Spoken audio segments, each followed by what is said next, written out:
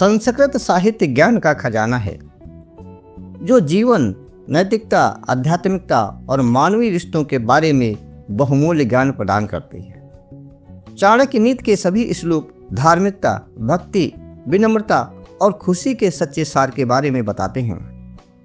चाहे आप नैतिकता सीखना चाहते हैं या व्यक्तिगत विकास करना चाहते हैं या आध्यात्मिक ज्ञान का मार्गदर्शन चाहते हैं या प्राचीन शिक्षाएं अर्जित करना चाहते हैं, इन सब के लिए संस्कृत साहित्य बहुत ही उपयोगी हैं। इनसे जीवन में उत्थान मिलता है। दोस्तों नमस्कार, मैं हेमराज मौर्य, राजटेक मोटिवेशन चैनल में आपका स्वागत है। आप चाणक्य नीति अध्याय 12 का श्रवण कीजिए। इसमें आचार्य चाणक्य ने बहुत ही महत्वपूर्ण और गूढ़ बातें बताई हैं जिनको आप समझकर अपने जीवन को सार्थक बना सकते हैं। चाणक्य नीति के चैप्टर 12 के पहले श्लोक में आचार्य चाणक्य ने एक गृहस्थ की परिभाषा दी है। एक गृहस्थ कैसे अच्छा हो सकता है? आचार्य चाणक्य कहते हैं वो घर धन्य है जिसके घर में हमेशा आनंद का वातावरण रहता है, जिसके पुत्र गुणवान हैं, जिसकी पत्नी मधुर बोलने वाली है, जिसकी इच्छाओं की पूर्ति के लिए उसके पास पर्याप्त धन है, जो अपनी पत्नी के साथ हमेशा सुख पाता है। यदि उसके पास सेवक हैं तो वो आज्ञाकारी हैं, जिसके घर में अतिथि का आना जाना लगा रहता है और उसका सेवा सत्कार अच्छी तरीके से होता है, जिस घर में परमपिता परमेश्वर की प्रतिदिन पूजा होती है, स्वादिष्ट भोजन किया जाता है, जहाँ पर भक्तों की हमेशा संगत का आनंद लिया जाता है, वह घर हमेशा धन्य होता है। कोई विद्वान संकटग्रस्त है, यदि उसको भक्तिपूर्वक कुछ दान दिया जाता है तो उसका भरपूर लाभ मिलता है। आचार्य चाणक्य ने बताया है किसी गुणवान और विद्वान ब्राह्मण को जिसको आवश्यकता है उसको दान दिया जाता है तो वो दिया गया दान भविष्य में उस व्यक्ति को कई गुना वापस करके मिलता है। आगे आचार्य चाणक्य ने एक सुखी परिवार की व्याख्या की है।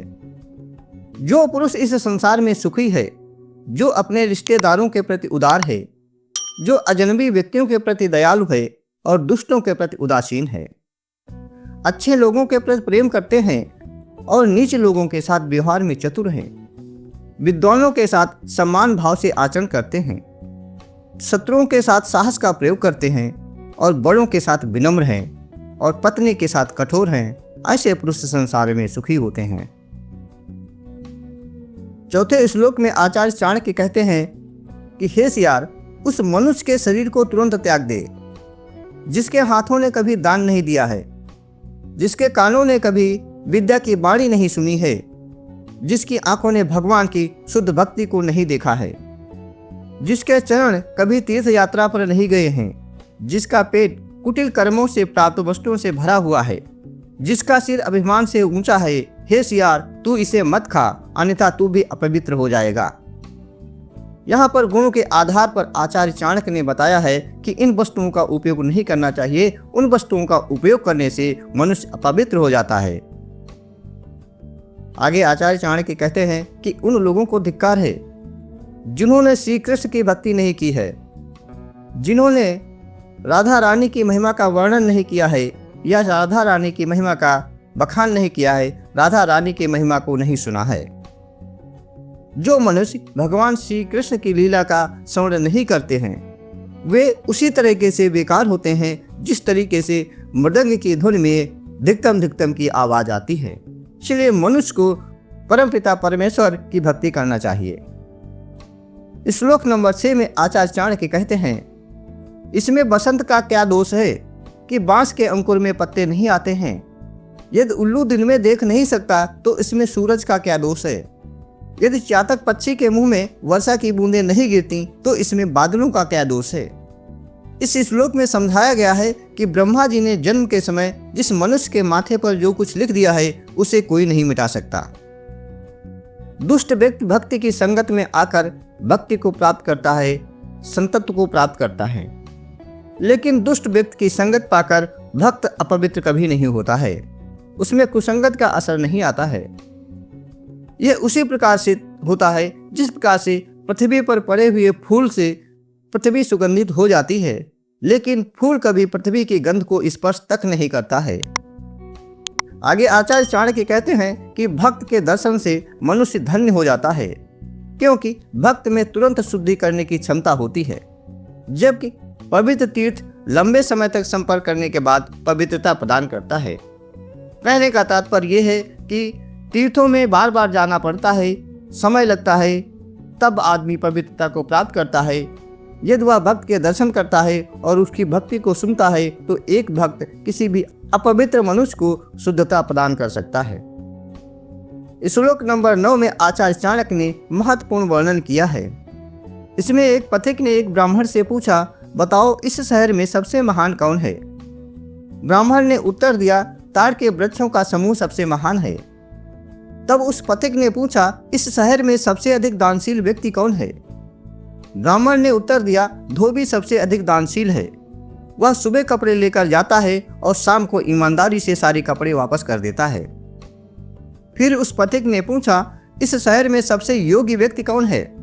तब ब्राह्मण ने उत्तर दिया, कोई नहीं। ब्राह्मण ने कहा, हर मनुष्य दूसरों की पत्नी और धन को लूटने में माहिर है। तब उस पथिक ने ब्राह्मण से फिर पूछा, तो फिर आप इस शहर में कैसे रहते हो?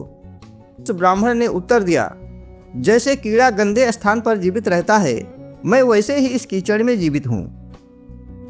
जिस घर में विद्वानों के चरण कमल नहीं धोए जाते हैं, जिस घर में वैदिक मंत्रों का उच्चारण नहीं किया जाता है, जिस घर में स्वाहा के रूप में परमपिता परमेश्वर को कोई वस्तु अर्पित नहीं की जाती है और सुधा जैसे कोई अनुष्ठान नहीं किए जाते हैं, वो घर शमशान के समान होता है। श्लोक नंबर 11 में वर्णन किया गया है, एक साधु से जब उसके परिवार के बारे में पूछा गया तब उसने इस प्रकार से उत्तर दिया कि सत्य मेरी माता है और आध्यात्मिक ज्ञान मेरा पिता है, धर्म आचरण मेरा भाई है और दया मेरी मित्र है, आंतरिक शांति मेरी पत्नी है और क्षमा मेरा पुत्र है, ये 6 मेरे स्वजन हैं। ऐसा उस साधु ने उत्तर दिया। हमारे शरीर नाशवान हैं, धन कभी भी स्थायी नहीं होता, मृत्यु सदैव निकट ही रहती है, इसलिए हमें तुरंत पुण्य के कार्यों में लग जाना चाहिए। हमें हमेशा पुण्य के कार्य करते रहना चाहिए।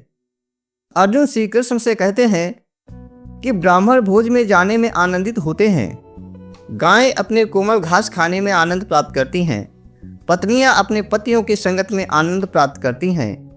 हे कृष्ण, मैं उसी तरीके से इस युद्ध में आनंद प्राप्त करता हूँ। जो पराई स्त्री को माता के समान देखता है, दूसरे के धन को मिट्टी के समान देखता है और सभी प्राणियों में सुख दुख को अपना ही मानता है, वह ही सच्चा पंडित होता है। यह श्लोक सरल है, इसलिए मैं इस श्लोक को आपको बता देता हूँ। कहा गया है कि मात्रवत परदारेषु परद्रव्येषु लोष्ठवत आत्मवत सर्वभूतेषु यह पश्यति सः पंडितः। सद्गुणों का प्रेम, मधुर वाणी, दान पुण्य करने की प्रबल इच्छा, मित्रों के साथ निष्कपट व्यवहार, गुरु के समक्ष नम्रता, मन की गहन शांति, शुद्ध आचरण, सद्गुणों का विवेक, शास्त्रों का प्रत्यक्ष ज्ञान, रूप की सुंदरता तथा ईश्वर की भक्ति, ये सभी गुण तुम में विद्यमान हैं। ये सभी बातें महर्षि वशिष्ठ मुनि ने भगवान श्री रामचंद्र के राज्याभिषेक के समय कही थी। उन्होंने यही कहा था कि यह सारे गुण श्री रामचंद्र में विद्यमान हैं। कामना का वृक्ष एक लकड़ी है, स्वर्णमय मेरु पर्वत स्थिर है, कामनाओं को पूर्ण करने वाली चिंतामणि पत्थर मात्र है। सूर्य तप रहा है, चंद्रमा क्षीण होने वाला है, असीम सागर खारा है, काम के देवता ने अपना शरीर खो दिया है। बाल महदित का पुत्र राजा दैत्यों के कुल में उत्पन्न हुआ था और कामधेनु मात्र पशु है। हे रघुवंश के स्वामी, मैं इनमें से किसी के साथ आपकी तुलना नहीं कर सकता। यात्रा के समय प्रातः विद्या ही हमारी मित्र है, घर में पत्नी मित्र है, रोगी के लिए औषध ही मित्र है और मृत्यु के समय पूर्ण ही हमारे मित्र हैं। इसलिए मनुष्य को हमेशा सत्कर्म करते रहना चाहिए। आगे आचार्य चाणक्य ने बताया है कि राजकुमारों से शिष्टाचार करना सीखना चाहिए, विद्वानों से मधुर बातें करना सीखना चाहिए, जुआरियों से झूठ बोलना सीखना चाहिए और स्त्रियों से छल करना सीखना चाहिए। आचार्य चाणक्य ने कहा है, सोच समझकर खर्च न करने वाला व्यक्ति, ग्रहहीन बालक, जो झगड़ालू है, जो पत्नी की उपेक्षा करता है और अपने कार्यों में सावधानी नहीं बरतता है, ऐसा व्यक्ति शीघ्र ही नष्ट हो जाता है। बुद्धिमान व्यक्ति को अपने भोजन के विषय में कभी चिंता नहीं करनी चाहिए। उसे केवल धर्म में लगे रहना चाहिए, धर्म का प्रचार करना चाहिए, धर्म की बातें करनी चाहिए, क्योंकि प्रत्येक व्यक्ति का भोजन उसके जन्म के समय ही परमपिता परमात्मा ने बना दिया है। जो व्यक्ति धन प्राप्त करने में, अनाज कमाने में और ज्ञान प्राप्त करने में, भोजन करने में संकोच नहीं करता है, वह हमेशा सुखी रहता है।